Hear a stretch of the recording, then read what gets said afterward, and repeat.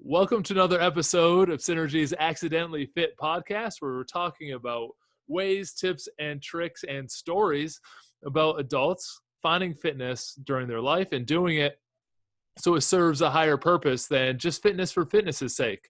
And today I am joined by Matt from Confluence, who has been a great partner in the community over the last couple of years. They help organize and run a bunch of the runs. They do group runs in the area. They have great apparel and sneakers in the area and all that. But Matt is also an expert on running. So I thought he'd be great to have on the podcast to talk about some tips on how we can get started and integrate it into a busy lifestyle. Matt, welcome to the show. Well, thank you for having me, Joe. And for those watching on YouTube, Matt has a great way of holding the microphone. We talked about it before I pressed record. I'm very jealous right now. But Matt, thank you so much. Let's get right into it. If someone's looking to get into running and they have a little bit of a fitness, a base fitness level, what's something you can recommend or a tip you can provide? So actually, I wanted to bring up a motivation profile idea with talking about how to really get from day to day.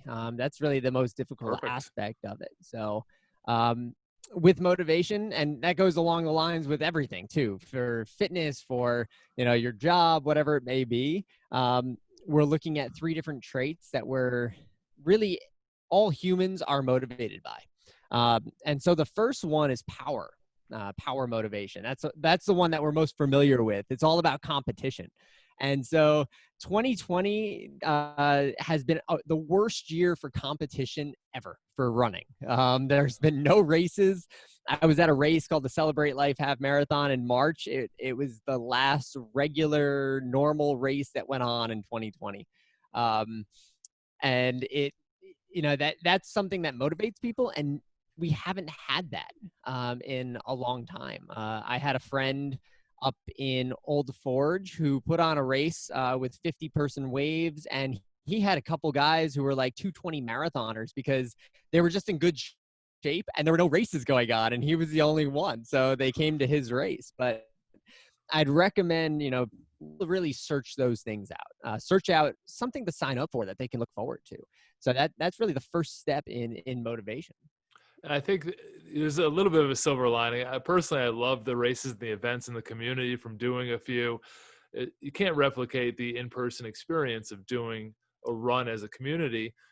But there's been the silver lining is that there's been a lot of virtual events, which as an elite runner, not like me, like you, that probably wouldn't speak to. But there are a lot of our members and people at home are like, you know what? I'm not ready to go out in public and go running in an event, but I'm going to do something virtually. And now they're building a momentum, and now they're ready to sign up as things get started. So it's a cool almost half step to get into that power mindset that you're talking about. Absolutely. Yeah. Actually, my cousin, who never really ran when she was younger, has been doing a ton of virtual events, and she has she's been doing a lot of running, and it's been cool. Like, she got into it and she's been addicted to it. And we're putting on a turkey trot this Thanksgiving down in the Hudson Valley. And she signed up. My cousins signed up for that race. They're doing it virtually because they'll be down in Pennsylvania. But it's a great way to be able to say, you know what, I did this. They submitted it. They'll submit their times. They'll submit what they did. Maybe some photos of the whole family together with the race shirts on. So virtual events have been a great way to kind of keep things going this year. In the long term, I think you'll find out there'll be some more runners because, gyms, we were closed for 6.5 months. And basically people said, well, go outside and walk in parks or go and run. That was like your choices. Right. So people don't want to be cooped up in their house all day if they're working remotely. So they got to go out and run. It forced them to try it at least. And I think from the people that I've talked to, we're going to see more runners come in as soon as we're able to get back to running some small events. Yeah. And there's been a bunch of different types of virtual events too. So there's been some that are based on distance, some that have been based on elevation. So you go out and you run as much elevation as you possibly can. You just keep running up and down hills. It's not about distance or time. I think you just lost half the people on the podcast. I think they just stopped. Run up hills now. But there is something for everyone. I get there's one. It's not as much a running event. I interviewed one of our members, Jennifer Montgomery. She's been a customer of yours as well. her goal during this whole pandemic is run every street in the town of Union. And she's got a map up and she's been crossing them off, and she's been at it for like 5 months, and she's almost completed this map of run every road. It's crazy impressive. Oh, that's awesome. That's so yeah, we were putting on a virtual event called Run Go. Basically everyone has the races in the area that they typically do, whether it's the Bridge Run or the Forks 15 or Vestal 20, and they all have specific courses. And instead of saying, hey, go out and just run 400 miles in the next 3 months, we said, okay, well, you know what? We're going to give you a bingo card and all the courses are on there. Go out and run each course. So That's perfect. All right, cool. What's the second one, Matt? So we have the power dynamic. What's the second mindset? the second mindset is achievement. So this one is all about competition with ourselves, and it's all about leveling up, basically from getting from point A to point B. And so when we talk about achievement, we're talking about that level up aspect. This is more on the journaling side. So this is more being able to write down, okay, on September 15th, I was able to do 3 miles, and November 20th, I was able to run 6 miles. And so they're able to see that progress that they get from the first point that they start with to the last point. So this is the next portion of motivation. Yeah, what are some of the metrics that someone that's just starting out can start journaling to build up those successes? Maybe it's distance, maybe it's time run. What do you suggest? So actually the first one is just steps throughout the day.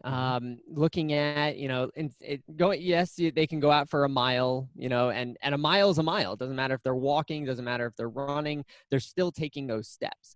And so, when they go to the store, they can park way far away and get those steps in from the edge of the parking lot into the store, or they, instead of taking the elevator, they take the stairs. So these are those small steps that they can take to make that happen.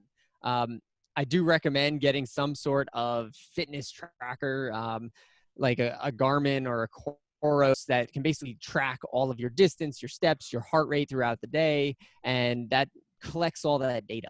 And really, as an achievement, I'm an achievement person myself. My biggest motivation is just seeing those metrics and seeing that data come in, and I'm just like, ooh, this is really cool.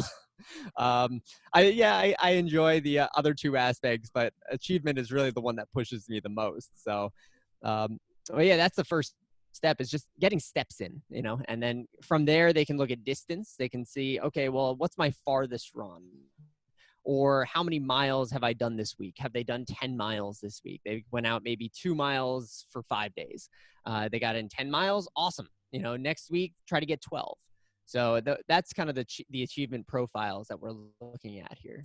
I think we live in a very fortunate time where that data is pretty easy to get now. It was not easy to get before. You get like an old pedometer that was like best case scenario, but now there's so many fitness trackers like you talked about, from even just on your phone, that'll get you a rough estimate of your activity, your distance, your frequency, which is one, like Matt's talking about, the total steps or the total days where you should put forward some activity.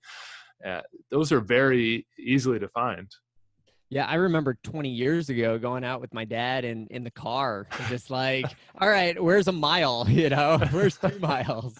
And we drive the course and figure out how far I needed to run. Whereas now you can just step out and connect, your GPS watch or your phone connects to the satellites, and you just go out and do it. And tells you nice things in your ear every quarter mile or however you set it, and talks to you. It is pretty cool. What's the third one, Matt? The third one is called affiliation. Affiliation is all about accountability. So accountability might be to a coach. It might be to parents. It might be to actually my biggest accountability right now, and for the past couple of years, has been my dog. So Wazelle she's a border collie. She's got a lot of energy. She's got to go out there and run. And so her job is to go out and run as a border collie. And so we go out into the trails at BU and just go and run. And that's a big motivation for me. I'm just like, I have to take care of her. And so, that's the accountability aspect, which is called affiliation for motivation. Yeah, I like affiliation for the motivation, and I like affiliation where people start to view themselves slightly different. And it doesn't take a lot. It takes a couple of healthy habits where you start to affiliate with, I am a healthy person. I track my steps. I have veggies a couple of times a day. And once you start to affiliate with those healthy habits that you probably already know about, you're not learning anything new. The way you perceive yourself starts to become more of a reality, and you start to think about that, and you start to do a couple more healthy things. And it is kind of some personal accountability. And for sure, you should have an accountability buddy when you need it. But when you start to have that mindset and shift your view of yourself, a lot, whether it's running, whether it's walking, whether it's working out, whether it's obstacle courses, whether it's hiking, whatever it is, once you say, I am a hiker or I am a runner, that statement itself, if you believe it, starts to put you down a path towards wellness. Exactly. We see it all the time. There's a beginners runners group that I'm part of. That's kind of a national Facebook group. And people go on there and they say, hey guys, I'm just having really a tough time today with motivation, and people are encouraging and they get out the door a lot of times. And then there are other people who go on there and they're like, I'm not really a runner, but I did a mile today. And everyone says, hey, you're a runner. You just ran a mile. It doesn't matter what distance it was, what pace it was, you did it.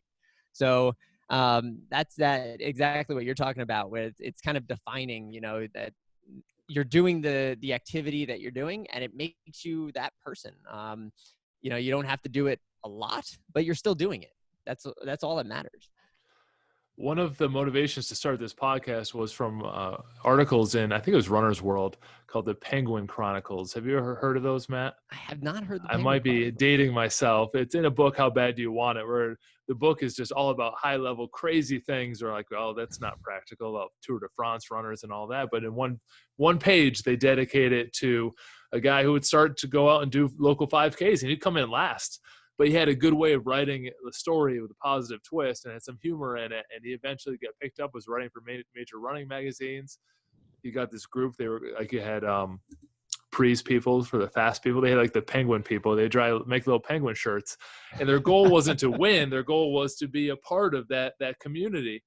And it made it more approachable for the everyday adult. And that's what Matt and I are talking about. This is approachable, whether you want a high level competition, yeah, you can do this. If you want something to just get started, yeah, you can do this too. Yeah, actually, a great point is we did the Southern Tier Cross Country Series over the past couple months, which is a series of 5 races in Binghamton.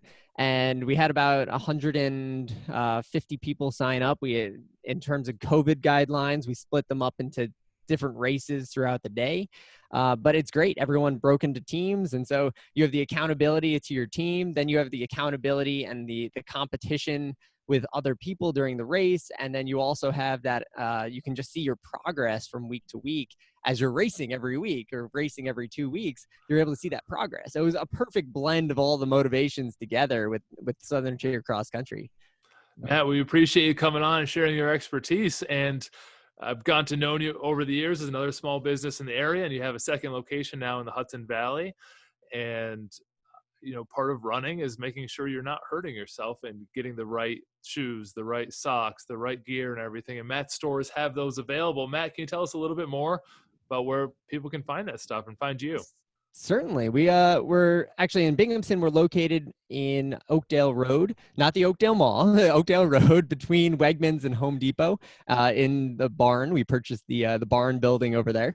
And our job is to really have you come in and analyze your foot type, your gait style, take a look at your biomechanics of your Achilles, your knee, and their hip, and recommend pairs of shoes that are going to work for your lifestyle and work for what you're looking to do. Most of our customers are actually podiatric patients that are they have poor feet, they have pains and aches, and we just try to help them out. Matt, I appreciate you sharing your expertise, and I appreciate all that you've done in the community for organizing a lot of the running events and helping motivate people towards a higher level of fitness, which is why I thought this would be perfect for today. So I appreciate you very much. Thanks for coming on the show. Well, thank you, Joe. And for the listeners, if you've enjoyed the show, make sure to visit Confluence, check out their running gear, but also their events that they do, which are very cool in the community. So thank you for listening to the podcast, and we look forward to talking to you on the next one.